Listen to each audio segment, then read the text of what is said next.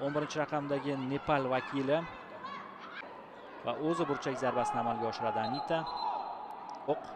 To'xtatdi qaytamiga. Mana endi yuqoridan uzatma amalga oshirilyapti. Birinchi gol do'stlar. Hisob ochildi. 7-daqiqaga kelib Nepal terma jamoasi burchak zarbasidan so'ng gol urdi. 1-0 hisobda adashib ketmasak bo'lgani. Hali boshlanishi bu. Mana ko'rdingiz. Hech kim qaragani yo'q. 9 nafar oq libosdagi futbolchini ko'rishingiz mumkin mana shu kadrda. Lekin ana shu 9 nafar futbolchining birortasi raqibni to'xtatishga urinmadi. Aniqroq uning imkoni bo'lmadi. Ushbu uchrashuv Toshkent vaqti bilan 17:30 da start oldi. Kechroq 20:30 da esa O'zbekiston terma jamoasining o'yini bor. Bangladesh bilan. Mana bu hozir gol bo'lishi mumkin. Darvozabon qaytardi. Ikkinchi temp. Yana bir imkoniyat va gol do'stlar. 2-0.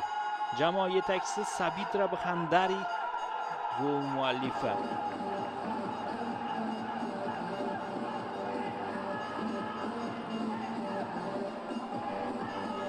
Nepal ishqibozlarini ko'rishingiz mumkin.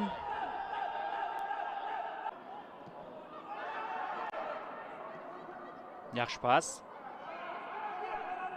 Qaytimi bo'lishi kerak. Bxandari 3-0. Mana endi chiroyli gol urilyapti.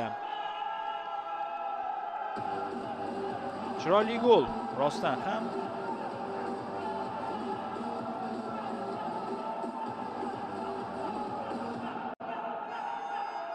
Texnikasi bilan yo'q.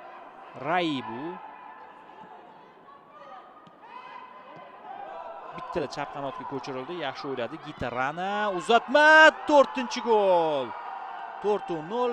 Gitarana chiroyli pas amalga oshirdi va Sabitra Bxandari hat-trick muallifiga aylanmoqda. Turnirdagi umumiy gollari soni 7 taga yetdi uni. Ruxsat berildi.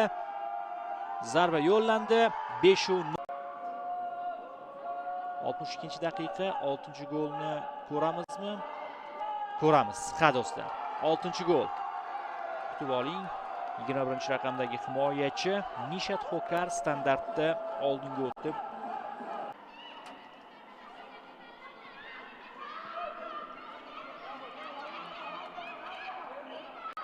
Yosh, ikkinchi qavat orqali yana uzatma.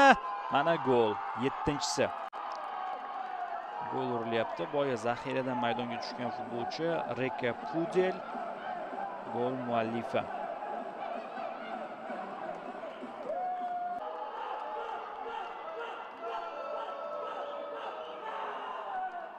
O'sha muxlisning hayqirig'ini eshityapsiz.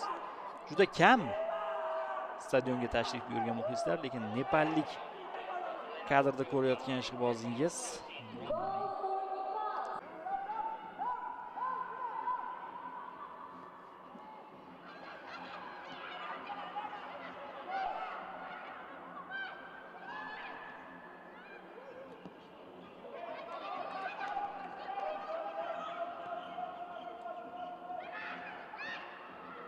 yaxshi kombinatsiya.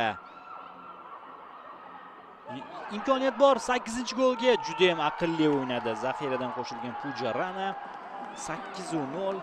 89-daqiqada bu golga erishdi Pujarana.